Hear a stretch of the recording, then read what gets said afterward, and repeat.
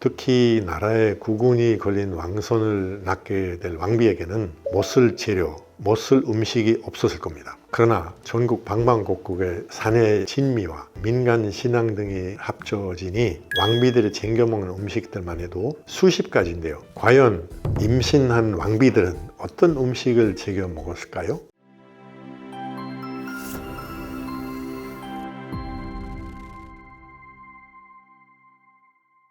안녕하세요. 저 이참입니다. 독일제 한국 사람입니다. 최근에 임산부에 대한 배려, 한국에서 아주 상당히 많습니다. 지하철에서 그 임산부 좌석 따로 있고, 또 어떤 가게에서는 임산부가 우선적으로 대기줄에 서지 않게 하는 그런 제도도 있고, 물론 그 우리의 저출산 시대에 어떤 대책으로 임산부를 특별한 배려를 해준다는 건 정책적인 부분도 있지만, 근데 우리 문화에서 사실 임산부는 상당히 귀하게 우리가 상대하는 그런 전통 분명히 있습니다. 그래서 조선시대 때도 왕실에서 임신하시는 그런 후궁이나 그 황후들에 대한 배려, 거기에 대한 건강관리, 그에 대해서 오늘 좀 알아볼까 합니다. 조선시대 그 왕실뿐만 아니라 일반 백성들도 여성이 임신한다는 것이 아주 축하할 일이고 상당히 중요한 그런 덕목으로 인식했던 것이 분명합니다. 동네 사람들이 다 축복하는 그런 습관들이 상당히 많았죠. 우리가 지금 대교에 대한 그런 책자도 있고 뭐 여러 가지 지혜도 있지만은 그건 조선시대에도 똑같이 있었다는 것인데,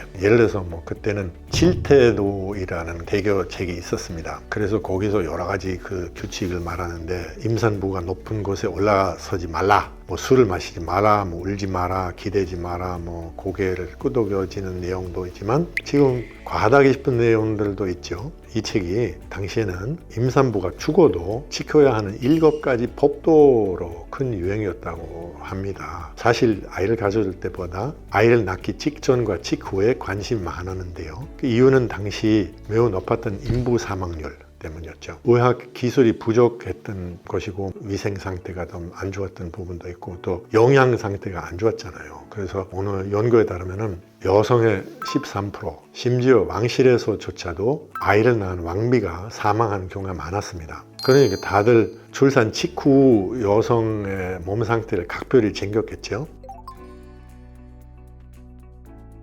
그러니까 이제 아까 말한 것처럼 임산부의 사망률도 아이의 사망률이 높았으니까, 그래서 신경을 엄청 많이 썼겠죠. 출산 직후 미역국 먹는 거, 그거는 그때부터 이렇게 그 전통이 됐다고 하네요. 특별히 숙정의 후궁 숙빈 제시 출산 전부터 흰밥에 이 미역국만 말아 먹었다는 얘기를 있습니다. 출산한 날까지도 화반 곽탕이라고 하는 미역국밥을 먹었다고 합니다. 그래서 미역국이 산모의 원기를 도면하고 여기긴 했는데, 최 씨의 그 미역국 사랑은 아주 각별했다고 따로 기록에 남아있어요. 가난했던 일반 임산부 백성들에게도 살밥 자체도 보양식이 되었죠. 대교책에서도 차라리 다른 음식을 먹을 바에는 곡식으로 지은 밥이나 열심히 먹어라 라고 권고하고 있어요. 그러나 이제 왕실의 사정은 조금 달랐겠죠. 특히 나라의 국운이 걸린 왕손을 낳게 될 왕비에게는 못 쓸 재료, 못 쓸 음식이 없었을 겁니다. 그러나 전국 방방곡곡에 사내 진미와 민간 신앙 등이 합쳐지니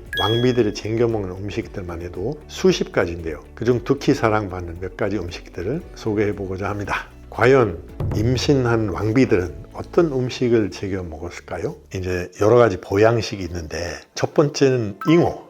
우리 현대에도 이 생선이라는 것이 이제 동물성 단백질 중에는 제일 흡수력이 빠르고 제일 우리 몸에 빨리 그 힘이 될 수 있는 것이 생선인데, 그 중에는 이제 더 여러 가지 그 기를 공급한다, 여성의 모유량을 늘리고 뭐 정량을 줄여준다고 이런 얘기가 있습니다. 잉어죽, 잉어 된장국, 잉어 진피죽 등의 뭐 다양한 잉어 음식들이 이제 왕비의 상에 올라갔다고 하는데요.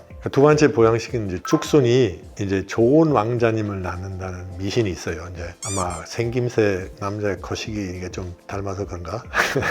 과학적으로 보면 죽순에는 티러신이라는 뇌 활성화 성분, 해삼의 하나디움이라고 하는 성장 성분이 함유되어 있었습니다. 민간 신앙도 그냥 무시할 수는 없죠. 그 다음에 이제 보양식으로는 차도 빼놓을 수는 없습니다. 그 임신한 왕비는 자들을 이제 여러 가지 대하에게 정기로 소문난 재료들만 써였어요. 송화차, 모과차. 그 숙정 20년 기록에 따르면 왕비가 출산 중 너무 괴로워하자 인삼차를 복용해서 안정시켰다는 기록도 있습니다. 아무래도 음료로 먹는 것이 흡수가 빨리 되고 약효가 빨리 나타나기 때문에, 또 소나무처럼 이제 절개와 정조가 강해진다고 믿는 그런 것이 있으니까 그거 먹어서 성편, 똑똑한 남자를 낳는다고 믿고, 미신이라고 할 수도 있지만은 식혜, 천하장사 왕자를 낳기 위해서 먹는 소기버섯, 잡채로 이제 먹는 거죠. 각종 민간 신앙과 공중의학에 총동원됐던 그런 재료들이 동원돼 가지고,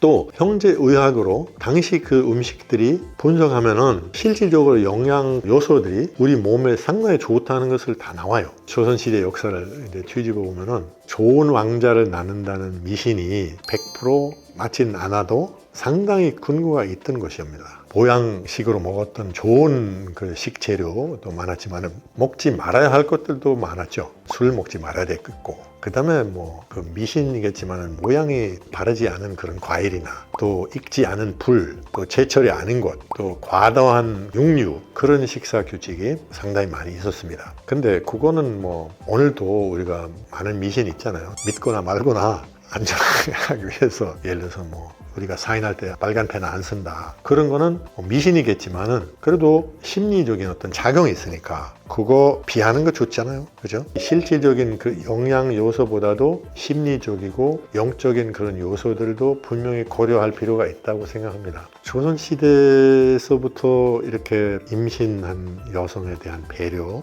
그런 전통들이 많이 있었던 것이 사실인데, 오늘날까지도 우리는 조선시대와 달리지 않고 임신한 여성에 대한 그 전통들 우리가 계속 이어지고 계속 우리가 귀하게 여겼으면 좋겠습니다. 감사합니다.